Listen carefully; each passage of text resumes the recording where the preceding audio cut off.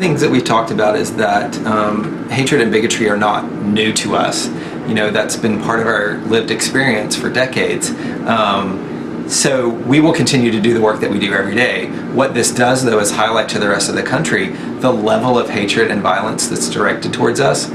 Some of that is directed toward individual members right now. We have plenty of people that come in the center that talk about being harassed and bullied and fired and attacked.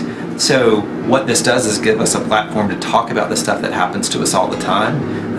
The hatred and bigotry are not new. The magnitude of this mass murder is the new and shocking and disturbing aspect of this.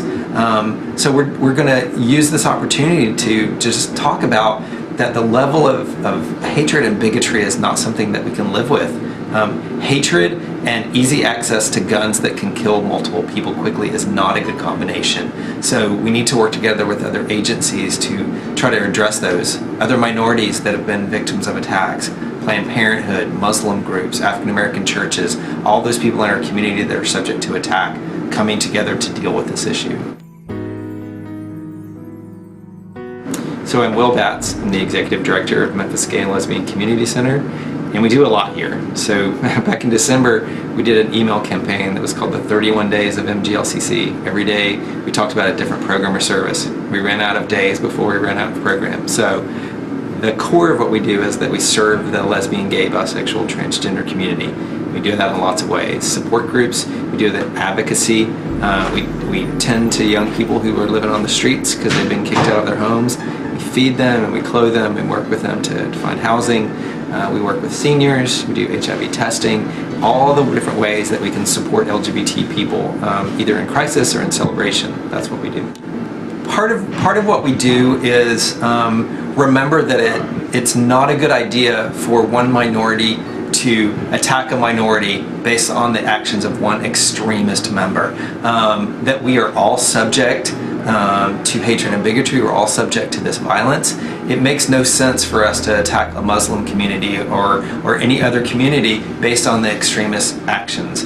We all have a common foe, and that's extremism. And part of what we deal with in this country, especially in the LGBT community, is religious extremism that, you know, attacks us in the legislature, that attacks us in, you know, kind of every aspect of our lives in churches and in schools. And the level of hatred directed towards the LGBT community, most recently against the transgender community, is unacceptable, and it leads to violence. And so what we have to do is focus on the fact that we are a part of this community, that we are, you know, supporting each other in this crisis and going forward, and that we don't intend ever to go back into the closet, so we're going to continue to protect ourselves and move forward, but we're going to do it in a way that builds up the community rather than tearing it down.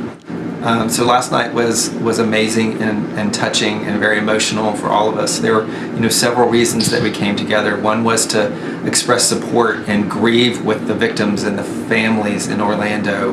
We all were connected to Orlando in some way.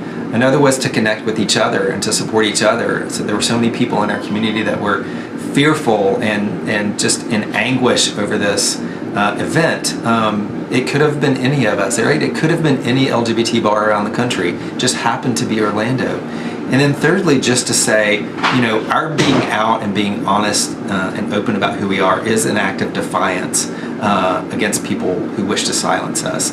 So we were standing together in solidarity and support. We were hugging, we were crying. It was a little overwhelming. The other thing to remember, and not everybody outside the LGBT community knows this, but the bars have always been a safe space for us. Back before there were community centers, the bars were the place that we went, people of my generation and older. We didn't have a whole lot of opportunity. We didn't have a lot of LGBT agencies to go to for support. We went to the bars. That was our home. That was our family. People accepted us there. And so this attack on an LGBT bar is an attack on our family and our home. And so we had to acknowledge that last night and grieve and then just talk about how we can move forward from that.